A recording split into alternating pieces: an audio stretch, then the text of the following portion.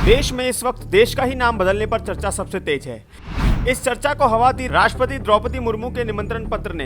दरअसल G20 summit के लिए 9 सितंबर को होने वाले रात्रि भोज के लिए जो निमंत्रण पत्र राष्ट्रपति भवन की तरफ से देश के नेताओं को भेजे गए, उनमें आमतौर पर इस्तेमाल होने वाले प्रेसिडेंट ऑफ इंडिया शब्द को बदल दिया गया। इस बार के निमंत्रण पत्र में प्रेसिडेंट ऑफ भारत शब्द का इस्तेमाल किया गया है और पूरा विवाद इसी के इर्द गिर्द है। ऐसे में अटकलें भी लगाई जा रही है कि संसद के विशेष सत्र में इंडिया का नाम बदलकर भारत किया जा सकता है। विपक्ष के सदस्यों ने इस पर नाराजगी जाहिर की और कुछ नेताओं ने कहा कि सत्तारूढ़ दल यानी बीजेपी इंडिया गठबंधन से चिंतित है। हालांकि बीजेपी के राज्यसभा सांसद हरनाथ सिंह यादव ने कहा कि पूरा देश मांग कर रहा है कि हमें इंडिया की जगह भारत शब्द का इस्तेमाल करना चाहिए। इंडिया शब्द अंग्रेजों द्वारा हमें दी गई गाली है। भारत शब्द हमारा संस्कृति का प्रतीक है। मैं चाहता हूँ कि हमारे संविधान में बदलाव हो और इसमें भारत शब्द को जोड़ा जाए। संविधान में हिंदी अनुवाद में नहीं है इंडिया का जिक्र। अनुच्छेद 3 और 239 ए जैसे कई अनुच्छेद हैं जिसमें बदलाव के लिए राज्यों की सम्मति आवश्यक नहीं है, लेकिन संविधान में उन अनुच्छेदों का स्पष्ट जिक्र है जिनमें संशोधन के लिए संसद के दोनों सदनों से अलग अलग 2/3 बहुमत से पारित होना आवश्यक है।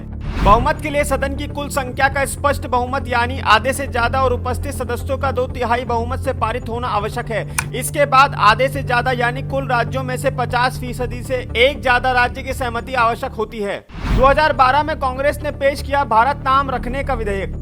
इसके बारे में आपको आगे बताने से पहले आप सुनिए आज कांग्रेस देश का नाम बदलने को लेकर क्या कहती है।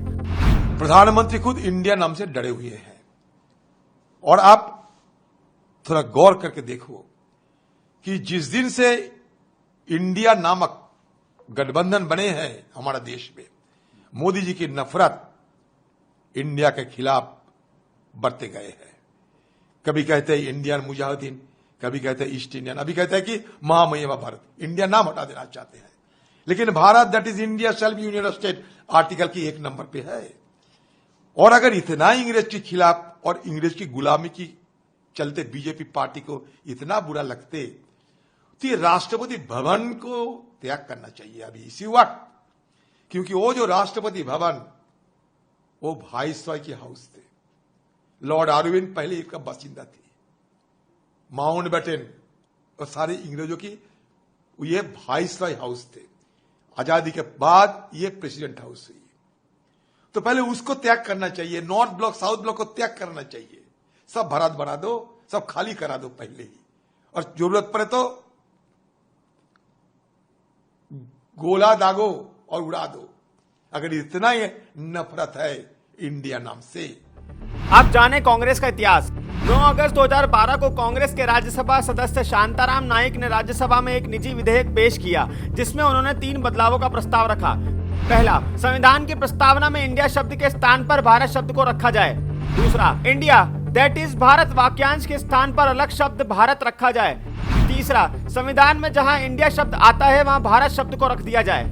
इस विधेयक के कारणों के बारे में कहा गया है कि इंडिया एक क्षेत्रीय अवधारणा को दर्शाता है, जबकि भारत सिर्फ क्षेत्रों से कहीं ज्यादा का प्रतीक है। जब हम अपने देश की प्रशंसा करते हैं तो हम भारत माता की जय कहते हैं, ना कि इंडिया की जय। भारत नाम देशभक्ति की भावना भी पैदा करता है और इससे देश के लोगों में जोश भर जाता है। इस विधेयक की चर्चा के दौरान जहां डाल डाल पर सोने की चिड़िया बनाती है बसेरा वो भारत देश है मेरा, लोकप्रिय गाना भी उदाहरण के तौर पर गाया गया। कैसे तय हुआ देश का आधारिक नाम? भारतीय संविधान का अनुच्छेद 1 कहता है कि इंडिया जो कि भारत है राज्यों का एक संघ है। अनुच्छेद 1 को लेकर के पहले संविधान सभा में चर्चा की गई और 2012 और 2014 में निजी सदस्य बिल भी पेश किए गए। संविधान सभा में तत्कालीन मसौदा तय किया गया जिसमें संविधान के अनुच्छेद 1 पर व्यापक रूप से बहस की थी। बता दें कि संविधान सभा के सदस्य HV कामत ने 18 सितंबर 1949 को बहस शुरू की और अनुच्छेद 1 में संशोधन का प्रस्ताव रखा था, जिसमें भारत या वैकल्पिक रूप से हिंद को देश के प्राथमिक नाम के रूप में रखा गया था और अंग्रेजी भाषा इंडिया को नाम के रूप में प्रस्तावित किया गया था। संविधान सभा में भारत का पक्ष सेठ गोविंद दास ने अनुच्छेद 1 में शब्दों का विरोध किया और कहा कि इंडिया यानी भारत किसी देश के नाम के लिए सुंदर शब्द नहीं है। उन्होंने सुझाव दिया कि भारत को विदेशों में इंडिया के नाम से भी जाना जाता है।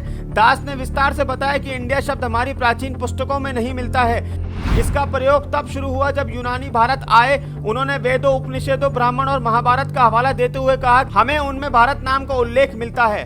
उन्होंने हेन त्संग नाम के चीनी यात्री का उदाहरण दिया और अपनी यात्रा पुस्तक में इसके बारे में विस्तार से बताया। उनका विचार था कि हमें अपने देश को ऐसा नाम देना चाहिए जो हमारे इतिहास और हमारी संस्कृति के अनुरूप हो, और इसके बाद उन्होंने भारत माता की जय का नारा भी बुलंद किया।